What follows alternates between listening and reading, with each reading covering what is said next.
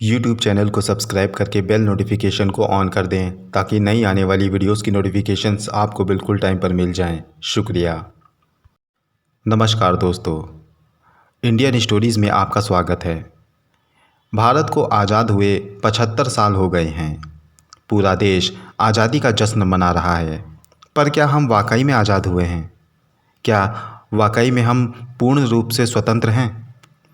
हमें अंग्रेज़ों से तो गुलामी मिल गई है, मगर हम आज भी गुलाम हैं। जी हाँ दोस्तों, हम गुलाम हैं उस छोटी मानसिकता के जिसने इंसान को इंसान से आज भी अलग करके रखा हुआ है। मैं बात कर रहा हूँ जातिवाद की। जातिवाद एक ऐसा जहर है जो इंसान को इंसान से मिलने नहीं देता, आपसी प्रेम को बढ़ने नहीं देता, आपसी शक्ति को खंडित करता है। जी हाँ दोस्तों, ये आज की बात नहीं है, ये हजारों सालों से होता चला आ रहा है। आज इसका रूप बदला है, मगर आज भी ये लोगों के दिलों में पनप रहा है। बाबा साहब भीमराव अंबेडकर के प्रयास से ये काफ़ी हद तक ख़त्म भी हुआ, मगर लोगों के दिलों में न जाने क्यों आज भी जातिवाद का जहर पनप रहा है। और ये कोई अच्छी बात नहीं है, बल्कि ये हम लोगों के लिए शर्म की बात है। दोस्तों, आप लोगों ने उस मासूम बच्चे के बारे में तो ज़रूर सुना होगा, जिसको अभी कुछ ही दिन पहले एक मास्टर के द्वारा पीट कर मार डाला गया। उसका कसूर बस इतना था कि उसने अपनी प्यास बुझाने के लिए मास्टर की मटकी से पानी पिया था। मास्टर को इस बात पे गुस्सा आया कि वो एक नीच जाति का बालक था। क्या किसी अध्यापक को ऐसी सोच रखना शोभा देता है? हम आज भी ऐसी मानसिकता से घिरे हुए हैं। जब हमारे गुरु, हमारे मार्गदर्शक ही ऐसी सोच से घिरे हुए होंगे, तो वो किस भविष्य का निर्माण करेंगे? अपने शिष्यों को वो क्या सोच देंगे? वो उन्हें क्या सिखाएंगे? दोस्तों, ये मानसिकता सिर्फ उस मास्टर की नहीं है, बल्कि हम सभी भारतवासियों की है। आज भी हमारे भारत देश में ऐसे ऐसे लोग हैं जो बहुत ज़्यादा पढ़े लिखे हुए हैं, मगर फिर भी उनकी सोच जाति प्रथा वाली है। आज भी वो लोग जातियों को मानते हैं। अपने बेटे बेटियों की शादियां भी जातियों में ही करते हैं। बातें तो बहुत बड़ी बड़ी करते हैं, जब इकट्ठा होते हैं तो देश के विकास की बात करेंगे।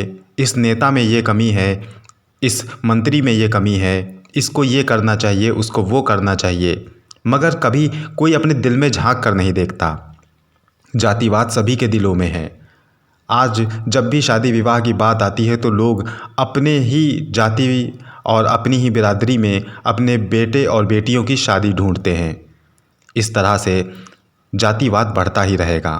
अगर हम सभी इंसानों को बराबर मानते हैं तो हमें उनसे रोटी बेटी के रिश्ते भी जोड़ने होंगे, क्योंकि जब तक हम ऐसा नहीं करेंगे तब तक जातिवाद हम लोगों के दिलों में जिंदा रहेगा। ये कैसा समाज है जहाँ पर जातियों के आधार पर हम लोग एक दूसरे को अलग अलग नज़रिए से देखते हैं। आज भले ही कुछ लोग एक दूसरे से हाथ मिलाते हैं, गले मिलते हैं, दो अलग जाति के लोग एक दूसरे से मान सम्मान करते हैं, लेकिन रिश्ता जोड़ने की बात आती है तो लोगों को अपनी जातियां दिखने लगती हैं। ये अच्छी बात नहीं है। ये सोच बहुत ही ज़्यादा बुरी है और ये सोच हम लोगों की एकता को खंडित करती है। हजारों सालों से यही होता आया है। आज उस मासूम बच्चे को अपनी जान गंवानी पड़ी तो सिर्फ जाति की सोच की वजह से। जातिवाद की सोच ने उस बच्चे की जान ले ली। क्या हमेशा ये होता रहेगा? क्या हम इसी छोटी सोच के साथ जीते रहेंगे? डूब मरने वाली बात है हम हिंदुस्तानियों के लिए।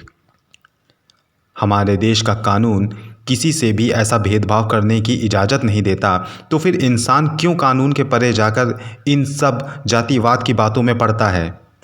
क्या इंसान की ये सोच कानून से ऊपर हो गई? मेरा सवाल है उन इंसानों से जो जातिवाद को बड़ा ही श्रेष्ठ मानते हैं, जो जातिवाद को मानते हैं। क्या वो कानून से ऊपर हैं? क्या अब वो कानून नहीं तोड़ रहे हैं? क्या अब वो जुर्म नहीं कर रहे हैं?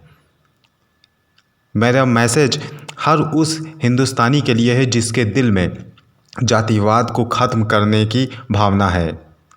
सभी कोई ना कोई कदम उठाएं। मेरी रिक्वेस्ट है कि सभी के दिलों से जातिवाद की भावनाओं को ख़त्म करें।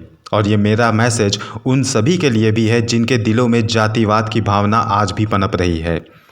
जातिवाद एक जहर है, इसे अपने दिल में मत घोलिए, वरना ये जहर एक दिन आपको ही खोखला कर देगा। नमस्कार।